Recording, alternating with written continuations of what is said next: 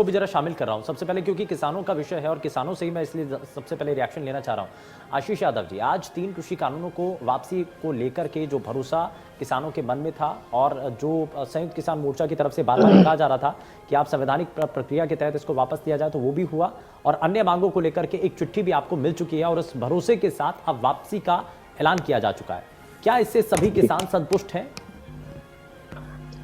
जी बिल्कुल, आपने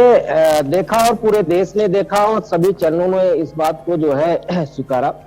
और पूरे देश के किसान की मांग थी कि ये जो कृषि कानून है ये रद्द होने चाहिए और बिजली अमेंडमेंट बिल जो है किसानों से बात करके, किसानों से चर्चा करके लाना चाहिए और एमएसपी पे कानून बनना चाहिए। और जो किसान हमारे भाई शहीद हुए हैं इस आंदोलन में, उन किसानों के लिए मुआवजे का व्यवस्था होना चाहिए, नौकरी का व्यवस्था होना चाहिए और जिन किसानों के मुकदमे लगे आंदोलन के दौरान, उन किसानों के मुकदमे वापस होने चाहिए। और जो भी चीजें थी वो सरकार से सारा बिल्कुल बैठ करके बातचीत हुई और उस पर जो चर्चा हुई वो सरकार ने स्वीकार किया और उस चर्चा पे उन्होंने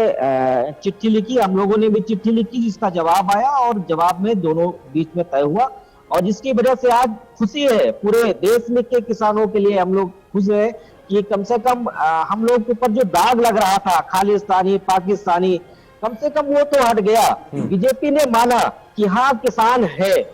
किसान है। अभी आप